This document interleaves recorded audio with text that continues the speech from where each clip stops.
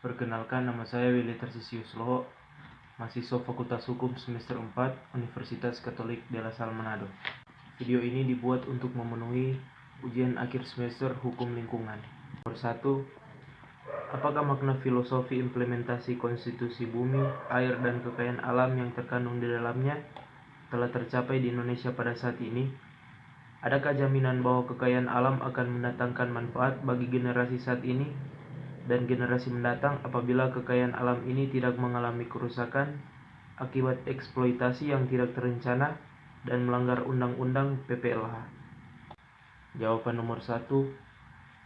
Sesuai yang dicantumkan dalam pasal 33 ayat 3 Undang-Undang Dasar 1945 yang menentukan bahwa bumi, air, dan kekayaan alam yang terkandung di dalamnya dikuasai oleh negara dan dipergunakan untuk sebesar-besarnya kemakmuran rakyat. Oleh karena itu, maka pengelolaan sumber daya alam harus berorientasi pada konservasi sumber daya alam untuk menjamin kelestarian dan keberlanjutan fungsi sumber daya alam dengan menggunakan pendekatan yang bercorak komprehensif dan terpadu. Dan sesuai pasal 33 ayat 4 UUD 1945 yaitu perekonomian nasional diselenggarakan berdasarkan atas demokrasi ekonomi dengan prinsip 2 kebersamaan, efisiensi, berkeadilan, berkelanjutan, berwawasan lingkungan, kemandirian, serta dengan menjaga keseimbangan kemajuan dan kesatuan ekonomi nasional. Soal nomor 2. Apakah instrumen hukum nasional baik konstitusi maupun UU RI nomor 32 tahun 2009 tentang PPLH telah menjadi jaminan bahwa aspek menegakkan hukum lingkungan berlangsung baik di Indonesia? Jika sudah, apakah indikatornya? Dan jika belum, apakah faktor penghambatnya? Jawaban nomor 2. Menurut Undang-Undang nomor 32 tahun 2009 yang merupakan generasi ketiga pengaturan hukum lingkungan di Indonesia, undang-undang ini mengatur bagaimana perlindungan dan pengelolaan lingkungan hidup dengan sistematis demi tercapainya keseimbangan lingkungan serta kesejahteraan manusia sebagai salah satu kesatuan dalam lingkungan. Selain demi kesejahteraan dan keseimbangan, Undang-Undang nomor 32 juga mengatur tentang upaya untuk melestarikan lingkungan. Indikatornya pada Undang-Undang nomor 32 tahun 2009 disebutkan bahwa dalam pasal 12 Undang-Undang nomor 32 tahun 2009 pemanfaatan sumber daya dilakukan berdasarkan RPPLH yang telah dibuat sebelumnya. Namun jika RPPLH belum terbentuk, maka pemanfaatannya harus memperhatikan 3 aspek, yakni keberlanjutan, faktor penghambat, dan penegak hukum lingkungan sebagai mengakibatkan tidak efektifnya faktor pendukung dalam penegakan hukum lingkungan. Banyak peraturan yang telah dikeluarkan oleh pemerintah, namun pelaksanaannya di lapangan masih banyak kendala dan hambatan yang ditemui. Soal nomor 3. Persoalan yang sering dihadapi oleh masyarakat dalam penegakan hukum lingkungan adalah akses terhadap keadilan, sebab tidak dapat dipungkiri bahwa perusahaan kadang-kadang melakukan praktik serangan hukum balik.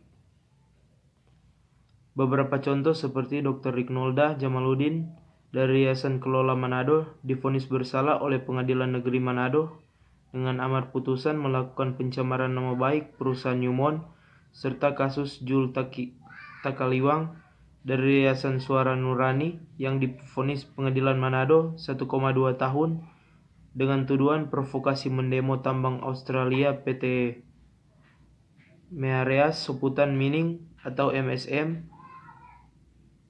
Dan menurut Anda, apakah faktor yang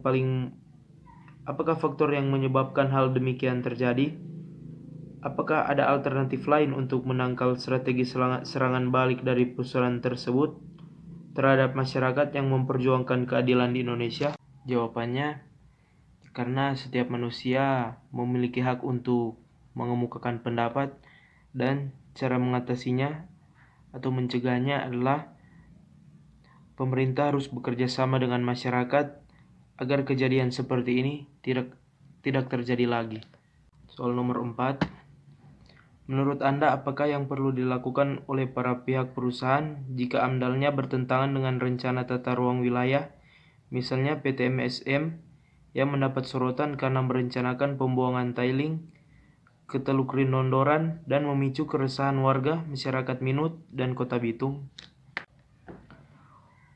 Untuk mengeluarkan proses AMDAL itu bisa keluar apabila tidak bertentangan dengan rencana tata ruang wilayah. Maka pihak perusahaan tersebut harus mempertimbangkan kembali keputusan yang mereka ambil dan merubah konsep dari pembuangan tersebut agar sesuai dengan AMDAL hukum lingkungan. Soal nomor 5. Apakah yang dimaksud dengan tanggung jawab mutlak atau strict liability menurut pasal 88 UU RI nomor 32 tahun 2009 dan bagaimana contohnya? Nomor 5. Strict liability merupakan doktrin pertanggungjawaban perdata yang menyatakan bahwa tanggung jawab muncul seketika tanpa didasarkan kepada adanya unsur kesalahan atau liability without fault.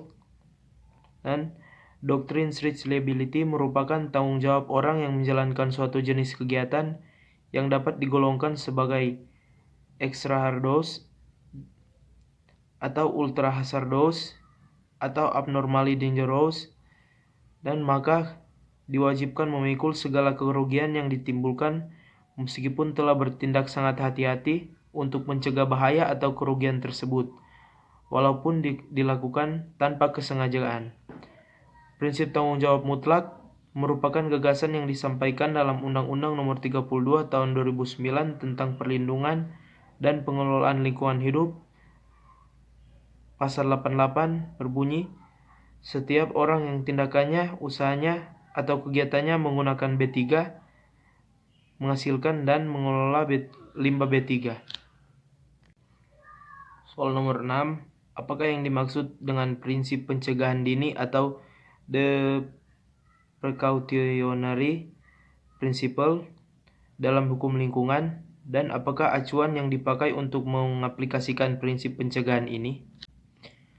Prinsip pencegahan dini merupakan bahwa apabila ada ancaman yang berarti atau adanya ancaman kerusakan lingkungan yang tidak dapat dipulihkan serta ketiadaan temuan atau pembuktian ilmiah yang konklusif dan pasti, tidak dapat dijadikan alasan untuk menunda upaya-upaya untuk pencegahan terjadinya kerusakan lingkungan. Demikianlah video untuk pemenuhan ujian akhir semester hukum lingkungan. Terima kasih telah menonton.